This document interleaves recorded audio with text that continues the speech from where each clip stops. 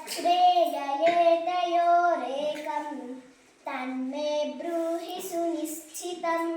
श्रीभगवानुवाच सन्न्यासः कर्मयोगश्च निःश्रेयसकरा उभौ तयोस्तु कर्मसन्न्यासात् कर्मयोगो विशिष्यते। ज्ञेयः स नित्यसन्न्यासी यो न द्वेष्टि न काङ्क्षति। निर्द्वन्द्वो हि महाबाहो सुखं बन्धात् प्रमुच्यते। साङ्ख्ययोगौ पृथग्बालाः प्रवदन्ति न पण्डिताः। एकमप्यास्थितः सम्यक् उभयोर्विन्दते फलम्। यत्साङ्ख्यै प्राप्यते स्थानं तद्योगैरपि गम्यते। एकं साङ्ख्यं च योगं च यः पश्यति स पश्यति। सन्न्यासस्तु महाबाहो दुःखमाप्तुमयोगतः। योगयुक्तो मुनिर्ब्रह्मा न चिरेणाधिगच्छति। योगयुक्तो विशुद्धात्मा विजितात्मा जितेन्द्रियः। सर्वभूतात्मभूतात्मा कुर्वन्नपि न लिप्यते। नैव किञ्चित् करोमीति युक्तो मन्येत तत्त्ववित्। पश्यन् शृण्वन् स्पृशन् जिघ्रन् अस्नन् गच्छन् स्वपन् श्वसन् प्रलपन् विसृजन् गृह्णन् उन्मिषन् निमिषन्नपि।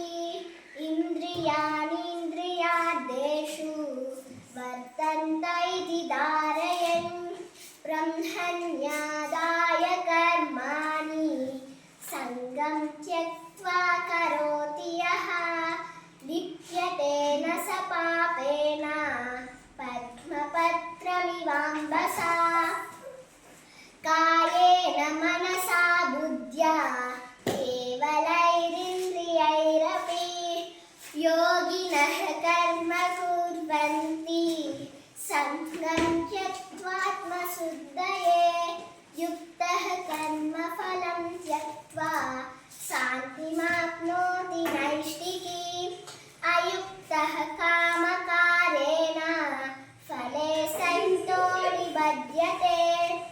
सर्वकर्माणि मनसा सन्न्यस्यास्ते सुखं वसि।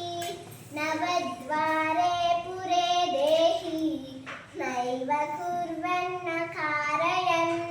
न कर्तृत्वं न कर्माणि लोकस्य सृजति प्रभुः।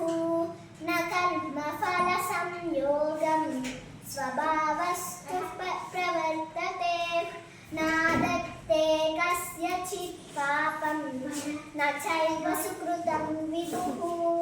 अज्ञानेनावृतं ज्ञानं तेन मुह्यन्ति जन्तवः।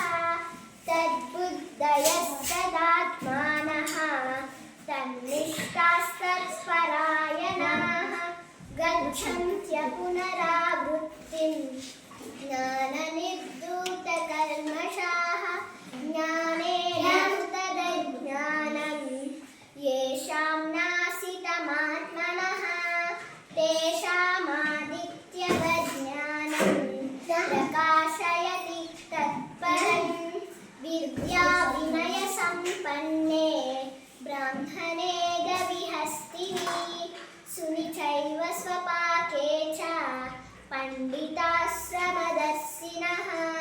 इहैव तैर्जितः सर्गः येषां साम्ये स्थितं मनः।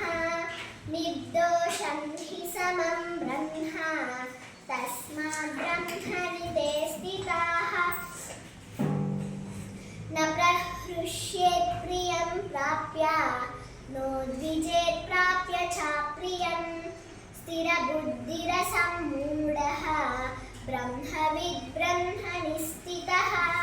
बाह्यस्पर्शेष्वसक्तात्मा विन्द दत्यात्मनि यत्सुखं स ब्रह्मयोगयुक्तात्मा सुखमक्षयमश्नुते ये हि संस्पर्शजा भोगाः दुःखयोनय एव ते आज्ञन्तवन्तः कौन्तेय तेषु रमते बुधः शक्नोति हैव यत्सोढुं प्राक्शरीरविमोक्षणात् कामक्रोधोद्भवन् वेगन् स युक्तः स सुखी नरः योऽन्तः सुखोऽन्तरारामः तदन्तर्ज्योतिरेव यः स योगी ब्रह्मनिर्वाणं ब्रह्मभूतोऽधिगच्छति लभन्ते ब्रह्मनिर्वाणं ऋषयः क्षीणकल्मषाः छिन्नद्वैधायतात्मानः तेन मुह्यन्ति जन्तवः धन्यवादः।